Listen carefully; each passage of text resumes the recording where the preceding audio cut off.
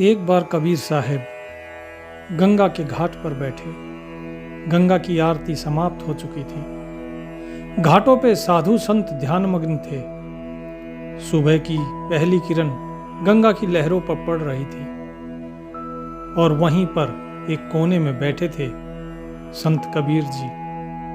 न वो ध्यान में थे न आसन में, बस आंखें बंद, तन एकदम सीधा और चेहरे पर ऐसी शांति मानो भीतर कोई संगीत बज रहा हो। और उसी समय उस घाट पर महान सिद्ध गोरखनाथ अपने शिष्यों के साथ आते हैं। अपने शिष्यों से पूछते हैं, बोले कौन पुरुष है जो बिना आसन, बिना मंत्र, बिना तपस्या मुद्रा के ध्यान में है? तो उनका जो प्रमुख शिष्य था उसने कहा, गुरुदेव यह कबीर है, एक जुलाहा, परंतु लोग कहते हैं ये साधु नहीं संत है। बिना मंदिर, बिना तीर्थ, बिना पूजा, बस नाम लेता है। गोरखनाथ जी ने पूछा, नाम? और इतना शांत? चलो देखे कितनी गहराई है इसके मौन में। गोरखनाथ जी धीरे से उनके पास जाते हैं और उनके सामने बैठ जाते हैं। फिर धीरे से कहते हैं, हे साधक, कौन हो तुम? तुम्हारा गुरु कौन है? कौन सी क्रिया करते हो तुम? लेकिन कबीर साहिब जी आंखें नहीं खोलते, ना ही कुछ बोलते, एकदम मौन, मानो मौन के सागर में गोते लगा रहे हो। गोरखनाथ जी अब थोड़ा सा ऊंचे स्वर में बोलते हैं। उनके अंदर का मानो अहंकार जाग रहा हो। बोले, क्या मौन ही तेरा उत्तर है? तो कुछ क्षणों के बाद कबीर जी ने आंखें खोली और शांत दृष्टि से देखते हैं और धीमे स्वर में कहते हैं, शब्द बोलते हैं तर्क और मौन बताता है सत्य। कि जो मौन है वो आपको सत्य का आभास कराएगा और जो शब्द हैं वो केवल तर्क करते हैं, वो सत्य का आभास नहीं कराते। तुम उत्तर सुनना चाहते हो, लेकिन मैं चाहता हूं कि तुम स्वयं प्रश्न से पार हो जाओ। तुम कहां प्रश्नों में उलझे हो? इन प्रश्न से पार चलो। उत्तर क्यों सुनना चाहते हो? उत्तर को स्वयं खोजो। इस पर संवाद शुरू हो जाता है। गोरखनाथ जी थोड़ा सख्त हो जाते हैं और पूछते हैं, बोले कबीर, तुझे तंत्र, योग, प्राणायाम, हठ कुछ नहीं आता, फिर तू आत्मा और ईश्वर की बात कैसे करता है? धीरे धीरे सूरज ऊपर चढ़ने लगा और जैसे जैसे सूरज ऊपर चढ़ता जा रहा था, गोरखनाथ, उनका अहंकार, उनकी शक्ति वो भी बढ़ती जा रही थी। लेकिन कबीर जी ने बहुत ही नम्रता से धीमे स्वर में कहा, जो जानता है वह दिखावे में नहीं बोलता। यदि तुम कुछ जानते हो तो तुम उसे बोलोगे नहीं, और जो बोलता है वो सिर्फ दिखावे में ही बोलता है, अर्थात वो जानता नहीं है। जिसे देखना है वह आंखों से नहीं देखा जाता, उसको मन में देखा जाता है। अपने भीतर देखो, भीतर देखोगे तो वो दिखाई देगा।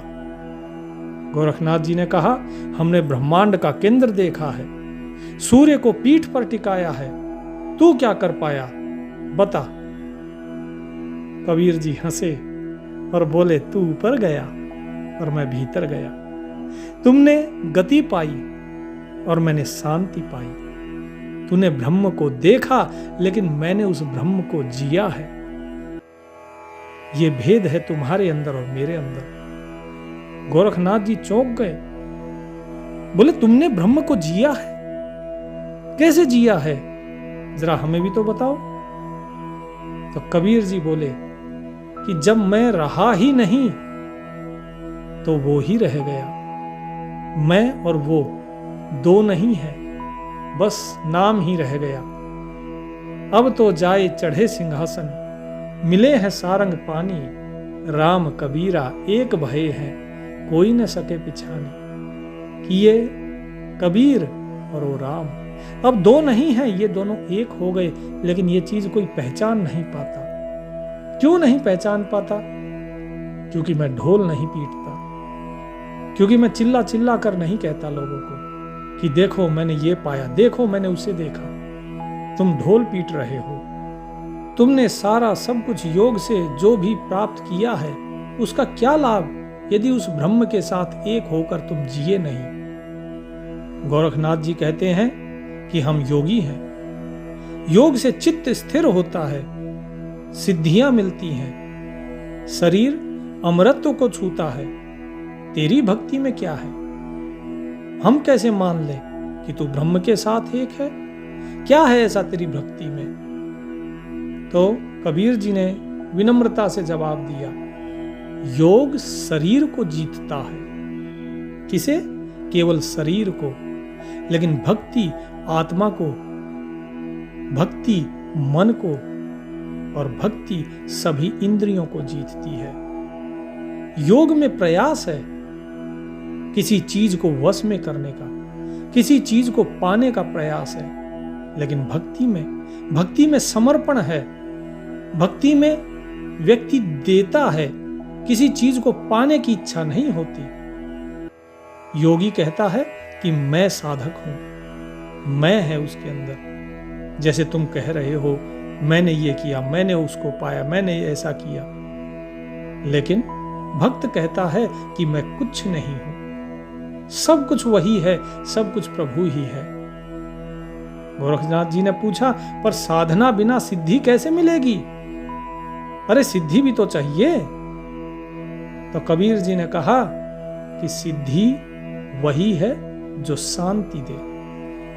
जो ये सांसारिक चीजें उपलब्ध कराए वो काहे की सिद्धि और कैसी सिद्धि? जिस सिद्धि से अभिमान पैदा हो वह तो बंधन है। लेकिन भक्ति वह छुरी है जो मनुष्य के अहंकार को काट देती है। इस पर गोरखनाथ जी ने पूछा कि तू योग को अस्वीकार करता है? तेरे कहने का अर्थ है कि योग की कोई महत्व ही नहीं, कोई महानता नहीं है योग की, और सिर्फ तुम्हारी भक्ति की महानता है। तो कबीर जी ने कहा कि नहीं, योग और भक्ति दोनों ही सुंदर हैं, पर जब योग से मैं उभरना शुरू हो जाए, अर्थात जब योग में व्यक्ति के अंदर अहंकार आ जाए, तो फिर उस योग का क्या लाभ है? और भक्ति से मैं मिट जाता है, और मैं तो उस मिटने को ही चुनता हूं, क्योंकि जो मिट गया वही आगे किसी को पा पाता है। जिसके अंदर मैं है, अहंकार है, वो कैसे किसी को प्राप्त कर सकता है? जरा किसी के साथ बैठकर देखिए और उसके साथ आप सिर्फ अपनी ही अपनी प्रशंसा करो और सामने वाले को कुछ ना समझो, वो तुम्हें त्याग देगा। ये तो खाली एक संसारिक जीवों की बात मैंने कही है, लेकिन उस परमात्मा के साथ भी अगर तुम मैं रखोगे तो जरा बताओ, जब तुम संसारी के साथ ही नहीं रह सके तो उस परमात्मा के साथ कैसे रह पाओगे? इसीलिए इस मैं को त्यागो। कबीर साहिब जी धीरे धीरे घूमते घूमते गोरखनाथ जी के साथ एक मंदिर के पास से गुजरे। तो गोरखनाथ जी बोले देखो, हम शिवलिंग की पूजा करते हैं, वह साक्षात है, प्रत्यक्ष है, तुम उसे अस्वीकार क्यों करते हो? तुम क्यों कहते हो कि इस मूर्ति को मत पूजो? कबीर जी ने कहा कि मैं उसे नहीं अस्वीकार करता, मैं शिव को अस्वीकार नहीं करता, मैं उसे सीमित नहीं करता, लेकिन जिस पत्थर को तुम खोज रहे हो, जिस पत्थर में तुम खोज रहे हो, वह हवा में है, वह जल में है, वह शब्द में है, वह तो हर जगह है, फिर तुम उसे पत्थर में ही क्यों ढूंढते हो? वह तो माता में है, वह पिता में है, वह प्रकृति के कण कण में है, फिर केवल पत्थर की ही पूजा क्यों? गोरखनाथ जी कहते हैं, ईश्वर को सीमित नहीं किया, प्रतिष्ठित किया गया है।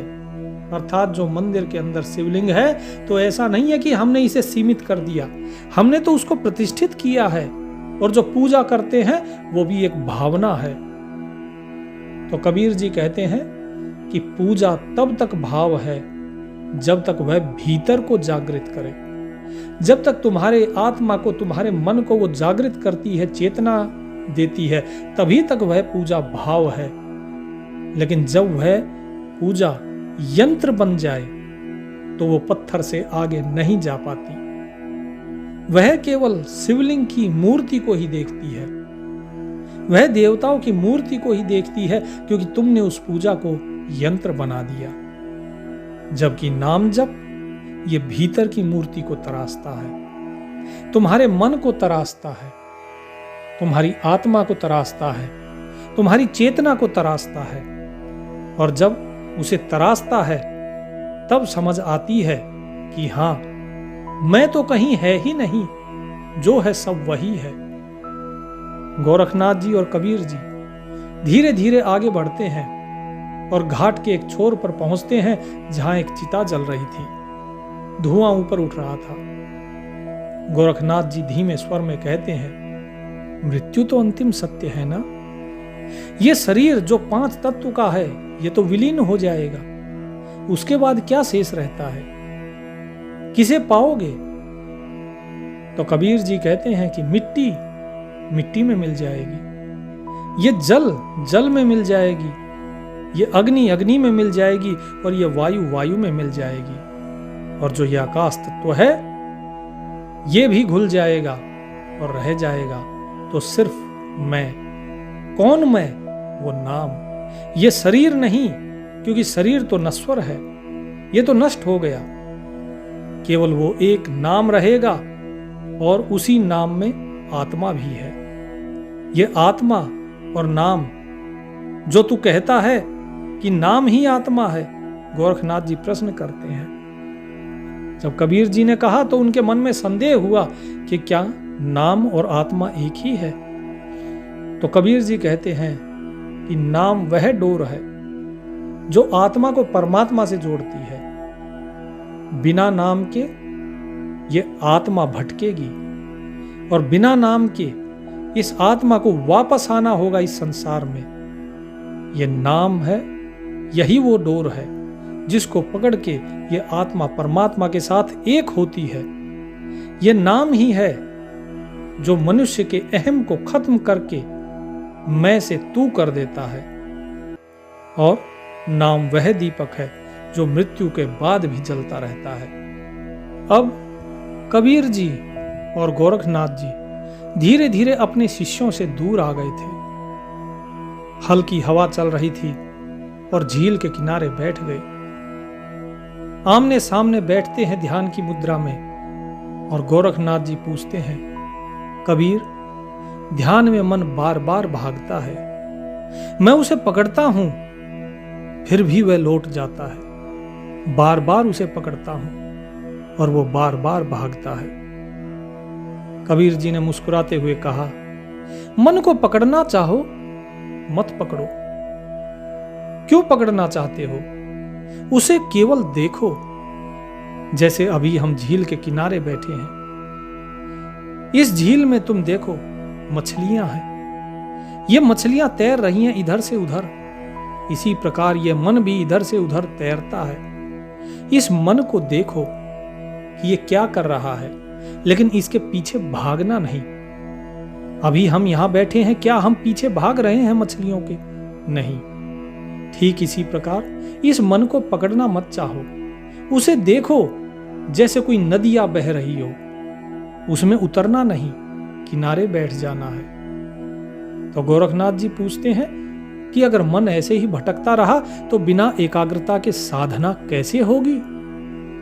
कबीर जी बोले कि नाम जप वह बांसुरी है जिससे मन की हवा स्वर बन जाती है। तू जपता रहे, वह अपने आप स्थिर हो जाएगा। मन कहीं भी भागे, नाम जपते रहो। नाम दिया ही इसलिए जाता है ताकि आपका मन स्थिर हो जाए। पहले अपने तन को स्थिर करो, फिर अपने मन को स्थिर करो। नाम जाप करते रहोगे, मन अपने आप ही स्थिर हो जाएगा। तन थिर, मन थिर, पवन थिर, सुरत निरत थिर होए। कहें कबीर ता दास को, पला न पकड़े कोय। कि जिसका तन स्थिर हो गया, जिसने नाम जाप के द्वारा अपने मन को स्थिर कर लिया और जिसके प्राण स्थिर हो गए, अर्थात जो पवन चल रही है, ये पवन श्वासों से प्रकाश में परिवर्तित होनी शुरू हो गई और जिसकी सूरत नृत्य में परिवर्तित हो गई और निरत स्थिरता के साथ उस नाम में लगी हुई है, उसका काल भी पल्ला नहीं पकड़ सकता, उसका कोई कुछ नहीं बिगाड़ सकता। वो उस परमात्मा में खेलता है, फिर वो उसके साथ एक हो जाता है। तो इसीलिए तुम नाम जपते रहो, आपका मन अपने आप स्थिर हो जाएगा। तो गोरखनाथ जी बोले, क्या नाम ही सब कुछ है? तो कबीर जी ने कहा कि नाम ही बीज है, साधना, योग, ध्यान ये सब उसकी शाखाएं हैं, पर नाम बीज, वृक्ष कैसे? ऐसा कैसे कह सकते हो आप?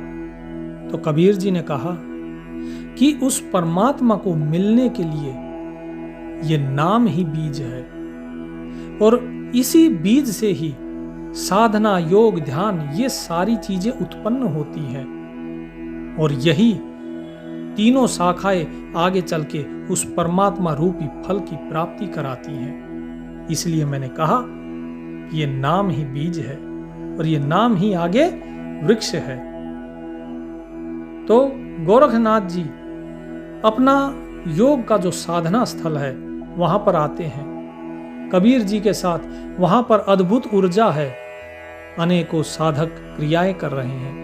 उनका एक शिष्य अग्नि पर चल रहा है तो एक जल के ऊपर ध्यान लगा रहा है। तो गोरखनाथ जी बोले देख कबीर, यह है सिद्धियों की शक्ति।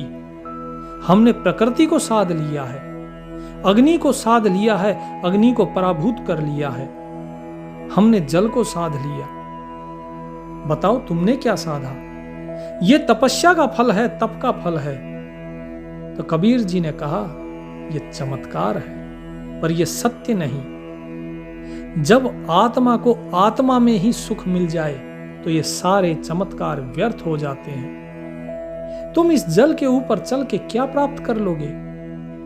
तुम अग्नि के ऊपर चल के क्या प्राप्त कर लोगे? तुम सिर्फ लोगों को ये चमत्कार दिखा सकते हो, इससे तुम्हें कुछ भी तो प्राप्त नहीं हुआ, ना ही तुम्हें मुक्ति मिली, तुम्हारा अहंकार बढ़ा। तो गोरखनाथ जी ने कहा तो क्या तू इन सब को त्याज्य मानता है कि ये सब त्याग देने चाहिए? तो कबीर जी ने कहा कि मैं मानता हूं कि समर्पण सबसे बड़ी सिद्धि है, क्योंकि प्राप्त करने के लिए तो हर कोई ललायत रहता है, लेकिन समर्पण करना ये सबके बस की बात नहीं होती। जहां कुछ भी पाने की इच्छा नहीं रहती वहां ईश्वर स्वयं मिल जाता है। जब तक तुम्हारे मन में कुछ भी इच्छा है, चाहे वो इच्छा मुक्ति ही क्यों ना हो, तो भी तुम्हें ईश्वर नहीं मिलेगा। ईश्वर तब मिलता है जब कुछ भी पाने की इच्छा नहीं रहती। तो गोरखनाथ जी ने कहा कि साधक को प्रमाण चाहिए। प्रमाण क्या है इस चीज का कि ईश्वर स्वयं मिल जाता है। कबीर जी बोले प्रमाण की खोज में तू ईश्वर को खो देगा। जैसे माटी का दीपक लेके लोग सूर्य को ढूंढते हैं, उनका ध्यान तो दीपक की ओर है, तो सूर्य को कैसे देखेंगे? अरे सूर्य तो ऊपर आकाश में है और तुम सूर्य को ना देख के मिट्टी का दिया लेके जमीन पे ढूंढ रहे हो। आजकल बहुत से लोग प्रमाण मांगते हैं कि जो कहा है इसका प्रमाण क्या है, जो बताया है ये लिखा कहां है, लेकिन अनुभव को वे बिल्कुल भी महत्व नहीं देते, जबकि सब कुछ तो अनुभव में ही है। अनुभव ही तो है जो व्यक्ति को मुक्त करता है, बाकी सब तो बंधन ही है। कितने ही प्रमाण लिया हो, सब बंधन में है। अनेकों अनेक प्रमाण मिलेंगे वेदों में, उपनिषदों में, शास्त्रों में, पुराणों में, पुस्तकों में, ग्रंथों में, लेकिन क्या उससे कोई मुक्त हुआ? क्योंकि अनुभव नहीं है वहां। जिसे तुम पढ़ रहे हो वो किसी और का अनुभव है, उससे कोई और पार हुआ है। तुम्हारे अनुभव से तुम पार होगे, बिना अनुभव के मुक्ति नहीं है। इतना कहकर कबीर साहब जी फिर से मौन हो गए। गोरखनाथ जी बोले, इतनी लंबी वाणी के बाद अब तुम फिर मौन क्यों हो कबीर? तो कबीर जी ने कहा, क्योंकि वाणी वहां तक ले जाती है जहां मौन आरंभ होता है। अब तू सुन नहीं, अनुभव कर। मुझे तो जो कहना था मैंने कह दिया और तूने सुन लिया, इसके आगे अनुभव कर। गोरखनाथ जी बोले कि क्या मिलेगा इस मौन में? कबीर जी बोले, इस मौन में तुम स्वयं को पाओगे। इसमें तू ही मिलेगा, वही तू जो तर्क से परे है। जिस तर्क में तू स्वयं को ढूंढ रहा है, तू वास्तव में उससे परे है। जो सिद्धियों से मुक्त है, वही तू जो स्वयं ब्रह्म है, जिसे कहते हैं तत्त्वमसि। तत् अर्थात वह, त्वम मतलब तुम, असि अर्थात हो, कि वह तत्व जिसे तुम ढूंढ रहे हो वो तुम ही हो। तुम उसे पा जाओगे, लेकिन वो मौन में मिलेगा। गोरखनाथ जी आंखें बंद करते हैं, श्वास गहरी भरते हैं और फिर उनका अंतर्मन जो है वो मौन से भर जाता है। अब गोरखनाथ जी शांत हैं। पहले जैसी जो उनकी जिज्ञासा थी, उसकी जगह एक सुखद मौन है उनके पास। कबीर जी के पास ऐसे खड़े हैं मानो कोई शिष्य अपने गुरु के पास खड़ा हो। गोरखनाथ जी धीरे से बोलते हैं, कबीर, तुम मुझे जीत नहीं सके, पर मैं हार कर प्रसन्न हूं। यह हार नहीं, यह उतरना है। मैं जो अपने अहम पे चढ़ा हुआ था, मैं उतरा हूं, तुम नहीं जीते। तो कबीर जी मुस्कुरा पड़े और बोले, जब तू हारता है तब तू पाता है, जब तू मिटता है तब तू खिलता है। जो आत्मा को स्पर्श कर ले वह शून्य से भी गूढ़ हो जाता है। अर्थात जब तुम स्वयं को हारोगे तभी तुम स्वयं को पा पाओगे। जब तक तुम अपने आप को सोचते हो कि मैं जीतूं, मैं जीतूं, तुम्हारे अंदर मैं और अहंकार बढ़ता जाएगा। तो इसीलिए हारना सीखो, झुकना सीखो। जब झुकोगे तब तुम स्वयं को, अपने आप को पाओगे। और जब तुम्हारा मैं मिटता है तभी तुम खिलोगे। तब तुम इस शरीर की जगह उस आत्मा का रूप ले लोगे। और जो आत्मा को स्पर्श कर ले वह शून्य से भी ज्यादा गहरा, शून्य से भी ज्यादा गूढ़ हो जाता है। तो गोरखनाथ जी अंदर ही अंदर सोचते हैं कि अब मुझे ना सिद्धि चाहिए, ना ही कोई प्रश्न का उत्तर मुझे चाहिए। बस अब वह चाहिए जो तुझमें मौन में था, वह नाम, वह शांति। तो कबीर जी बोले, तो अब बोल नहीं, बस जाप कर। अब बोलना बंद कर दे और मौन हो जा और केवल सुमिरन कर। ये जो सुमिरन है, इस सुमिरन से ही तेरी मुक्ति होगी। इस सुमिरन से ही ये अहंकार खत्म होगा। ये सुमिरन ही आत्मा और परमात्मा को एक करेगा। गोरखनाथ जी अब हाथ जोड़ते हैं और कबीर जी से विदा लेते हैं। लेकिन जाते जाते कहते हैं कि मैं यहां पर तर्क लेकर आया था, तर्क करने के लिए आया था, लेकिन अब प्रेम लेकर लौट रहा हूं। तूने मुझे मैं से बाहर निकाला है। अब मेरे अंदर कोई द्वंद्व नहीं, बस अद्वैत है, एकत्व है। कबीर जी कहते हैं, सत्य वही है। जो प्रेम में उतर जाए वही सत्य है। जो भीतर की नदी को शांत करे, मन की जो लहरें हैं नदी की, मन रूपी जो नदी के अंदर वासनाएं, कामनाएं रूपी जो लहरें हैं, उन्हें जो शांत कर ले, वही सत्य है। वही अपने आत्म तत्व को पा पाता है। तू अब योगी नहीं है, अब तू प्रेमी हो गया है। इसलिए अब तू उस प्रेम के रास्ते पर चल। गोरखनाथ जी ने कहा कि मुझे अब कोई मार्ग नहीं चाहिए। अब सब मार्ग वही है जहां तू बैठा है, जहां नाम है, जहां मौन है। कबीर जी ने कहा, और जहां तू भी है, क्योंकि तू अब वह बन गया है। जैसे बूंद सागर में गिरती है या सागर बूंद में, कोई नहीं बता सकता। एक बार बूंद सागर में मिल जाए तो कोई नहीं कह सकता कि कौन सी बूंद गिरी और कहाँ समाई। तो इसी तरह अब तू भी उसके नाम में समा जा और उसके साथ एक हो जा। और प्रणाम करके गोरखनाथ जी आगे चल देते हैं। तो ये गोरखनाथ जी और कबीर साहिब जी के बीच की जो वार्ता थी, ये आपको सुनाई आज। तो इसमें बहुत से गहरे प्रश्न, बहुत से गहरे राज हैं जो इन दोनों की वार्ता से खुलते हैं। अगर आपको समझ नहीं आता तो बार बार सुनिए, दोबारा सुनिए इसे, क्योंकि इसके अंदर कबीर साहिब जी ने वो चीज बताई है जो अक्सर हमारे दिमाग में नहीं घुसती, अक्सर हम जिनकी तरफ कभी ध्यान नहीं देते, लेकिन जो बहुत गूढ़ है। प्रभु का नाम लीजिए और प्रेम में रहिए। सत साहिब।